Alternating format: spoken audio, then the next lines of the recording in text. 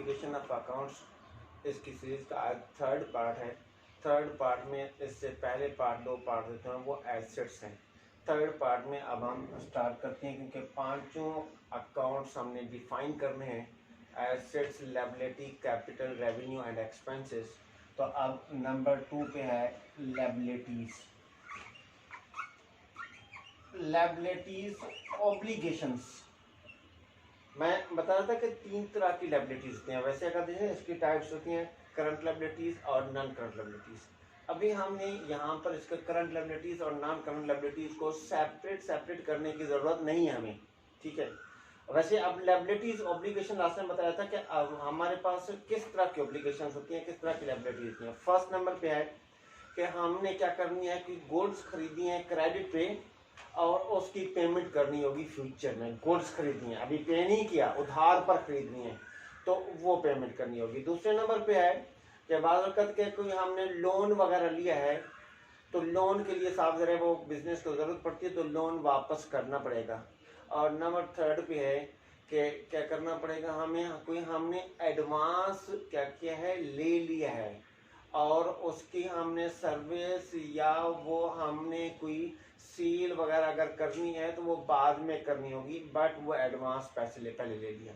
तो पहले पॉइंट पर इसमें से इसका नंबर 1 जो है वो अकाउंट्स पेएबल, यानी कि गुड्स हमने क्या किए हैं, गुड्स हमने खरीदी बट उनकी पेमेंट अभी नहीं की, उनकी पेमेंट बाद में की जाएगी, ठीक है। तो क्या करेगा अकाउंट्स पेएबल। मैंने बताया था ना कि जब मर्चेंडाइज वगैरह की ट्रेडिंग की जाती है तो एक तरफ से सेलर होता है, इस परचेजर होता है। यहाँ परचेजर है, गुड्स परचेज की बट इसकी पेमेंट नहीं की। नंबर 2 पे जो आ जाएगा वो आ जाएगा बिल्स पेएबल।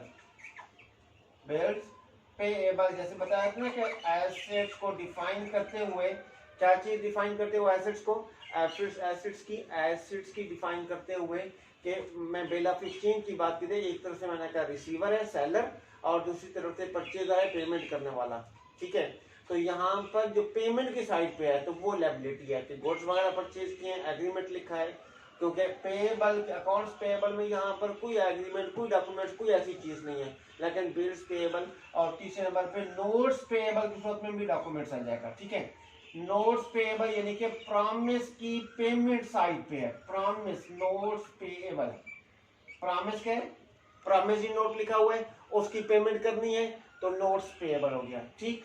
नंबर 4 पर आ जाता है हमारे पास। अब यहाँ पर ले लें कि मैंने कहा कि ये गुड्स वगैरह जो आप उधार पर परचेज करती हैं उसकी पेमेंट, तो ये गुड्स की बात होगी। अब आते हैं लोन की बात पे।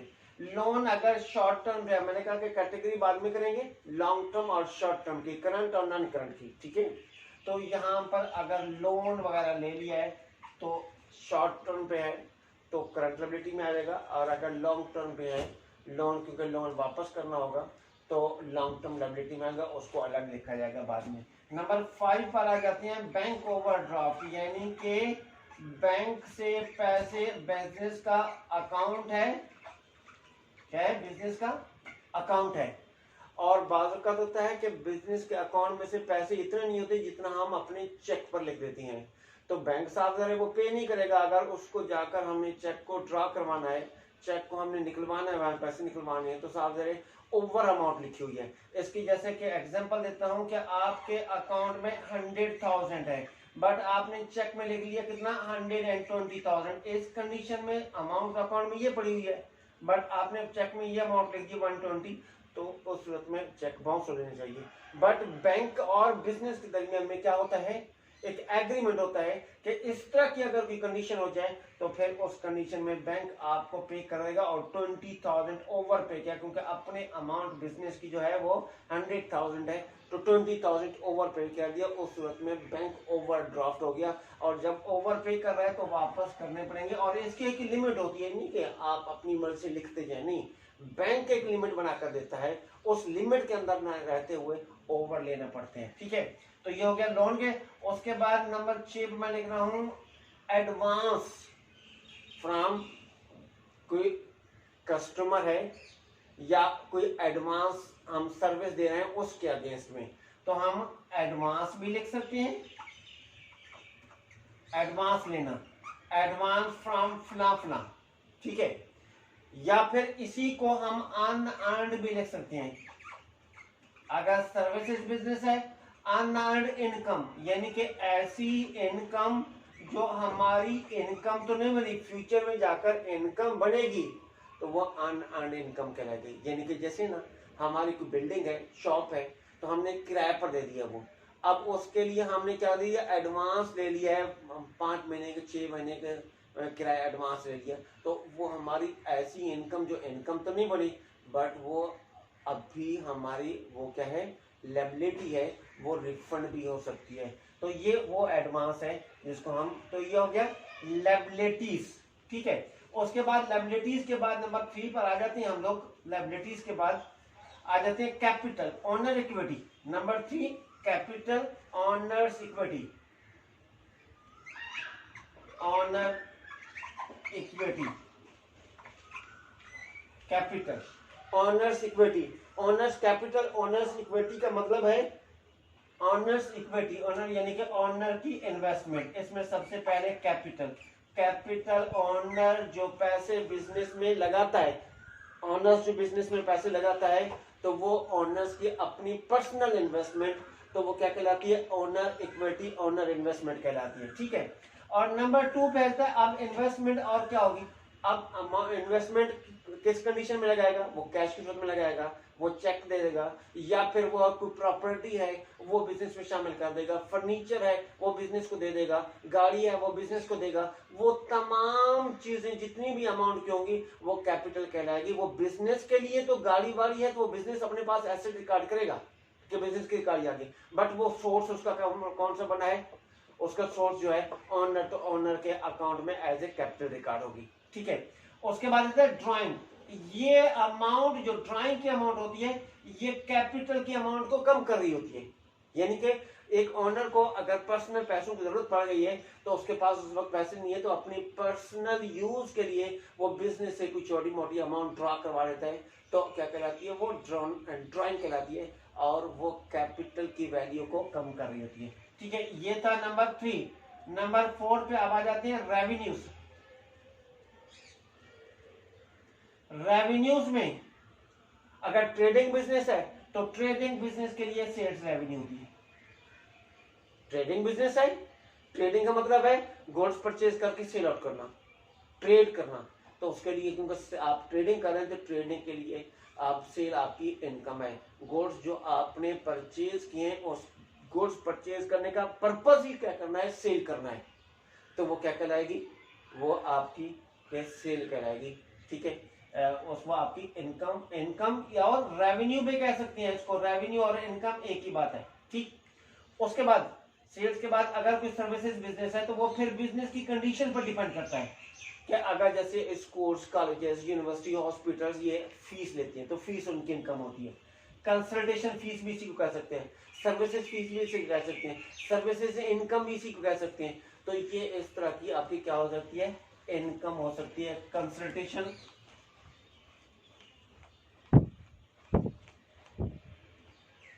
फीस, कंसल्टेशन इनकम, जो कंसल्टेंट आपके से पैसे ले लेते हैं। ठीक है, तो सर्विसेज इनकम रिकॉर्ड हो सकती है। वो तो बिजनेस पर डिपेंड करता है, वो किस तरह की चीजें जो है वो किस तरह रिकॉर्ड करता है, कि उसको क्या किस टाइप की फीस रिकॉर्ड करता है, कंसल्टेशन फीस रिकॉर्ड है, सर्विसेज इनकम रिकॉर्ड करता है, वो बिजनेस पर डिपेंड करता है। तो ये पहली सिर्फ ये चीज ट्रेडिंग बिजनेस, बाकी सर्विसेज बिजनेस की। और नंबर 5 पर हम आ जाते हैं। नंबर 5 पे हमारे पास क्या है, अब हमारे पास जहां बिजनेस है, जहां इनकम हो रही है, तो इनकम बगैर अखराजात के, बगैर खर्चों के नहीं। आप कहें कि जी इनकम हो गई, बस इनकम ही, लेकिन उस पर कुछ खर्च भी करना पड़ता है। खर्च करने के लिए हमारे पास 5th नंबर पे क्लासिफिकेशन ऑफ अकाउंट, जो कि इसका लास्ट पॉइंट है हमारे पास इसका, तो वो है एक्सपेंसेस, अखराजात। कि हमने क्या किए, खर्च किया है बिजनेस को चलाते हुए, ऑपरेट करते हुए। बिजनेस की अखराजात की भी टाइप्स होती हैं, क्या है, एडमिनिस्ट्रेटिव एक्सपेंसेस, मार्केटिंग एक्सपेंसेस, ठीक है ना, सेलिंग एक्सपेंसेस, वो हम बाद में कैटेगरीज, बट हम तमाम एक्सपेंसेस। नंबर 1 पे देखिएगा, सबसे पहले अगर आपने बिल्डिंग बिजनेस की अपनी ओनरशिप नहीं है, बट कंट्रोल में है सिर्फ और सिर्फ तो बिल्डिंग, इसका मतलब है रेंट पर ली हुई है, तो रेंट एक्सपेंस बिजनेस के लिए। आपने एम्प्लॉय रखे हुए, एम्प्लॉय रखे हुए तो उनको सैलरी पे कर रहे हैं, तो सैलरी बिजनेस के लिए एक्सपेंस है, ठीक है। आप अपने बिजनेस की इंश्योरेंस करवाई हुई है, इंश्योरेंस बिजनेस के लिए एक्सपेंस है। उसके बाद आप बिजनेस के लिए एडवर्टाइजमेंट कर रहे हैं, बिजनेस के लिए एडवर्टाइजमेंट है। अच्छा, मैंने वहां पर एसेट्स में एक सप्लाईज लिखी थी, जिसको सिर्फ मैंने ऑफिस सप्लाईज लिखा था। तो सप्लाईज अगर इन हैंड है, इन हैंड का मतलब है सप्लाईज आपके पास मौजूद है तो वो एसेट है। अगर वो सप्लाईज कंज्यूम हो गई हैं तो फिर उस सूरत में वो एक्सपेंस हो जाएंगे, उस सूरत में एक्सपेंस हो गए। सप्लाईज यूज्ड, सप्लाईज एक्सपेंस जिसको रिकॉर्ड करते हैं, सप्लाईज कंज्यूम, ठीक है, उस सूरत में वो हो जाती है। ट्रांसपोर्टिंग एक्सपेंस, बिजनेस के लिए ट्रांसपोर्टिंग क्या होती है, एक्सपेंसेस है। ट्रांसपोर्ट यानी कि सामान को एक जगह से दूसरी जगह मूव करवाने के लिए ट्रांसपोर्टिंग एक्सपेंसेस। नंबर 7 पे, ये तो हो गया क्या, 6 नंबर हो गया। नंबर 7 पे हमारे पास ट्रांसपोर्टेशन के बाद टैक्सेस मुख्तलिफ किस्म के, ठीक है। जितने भी टैक्सेस होंगे सारे टैक्सेस में क्या आ जाता है हमारे पास, sales tax, excise, custom, import, export, सब जितने कितने भी टैक्सेस होंगे वो तमाम टैक्सेस जो होते हैं वो टैक्सेस एक्सपेंसेस हो जाएंगे, तो ये टैक्सेस हो जाएगा। नेक्स्ट नंबर है, मैं 8 नंबर पे लिख रहा हूं। 8 पे हमारे पास यहाँ पर लिख रहे हैं 8 नंबर 8 पे वेजेस, या तो सैलरी रिकॉर्ड की जाती है या वेजेस, ठीक है ना। तो वेजेस एक्सपेंसेस, तो इसके अलावा कैरी करना, सामान को एक जगह से दूसरी जगह मूव करना, या तो ट्रांसपोर्टिंग या कैरेज एक्सपेंस, ठीक है। तो ये हमारी आज की लेक्चर, आज के वीडियो है। इंशाल्लाह नेक्स्ट वीडियो में हम अब मेन टॉपिक की तरफ बढ़ेंगे, जो हमारा खास टॉपिक होगा, वो हम rules of debit and credit. और वो rules of debit and credit किसमें, ये जो हमारे क्लासिफिकेशन ऑफ अकाउंट्स हैं, इन्हीं क्लासिफिकेशन ऑफ अकाउंट्स पर क्या करेंगे हम, rules of debit credit apply करेंगे, ठीक है। किस चीज को, ट्रांजैक्शन, बिजनेस की ट्रांजैक्शन। तो पहले सबसे पहले हम rules of debit and credit, और उसके बाद हमने उन rules of debit and credit को इन ट्रांजैक्शन पे अप्लाई करेंगे इंशाल्लाह नेक्स्ट इसमें हमारे लेक्चर में। अल्लाह हाफिज़।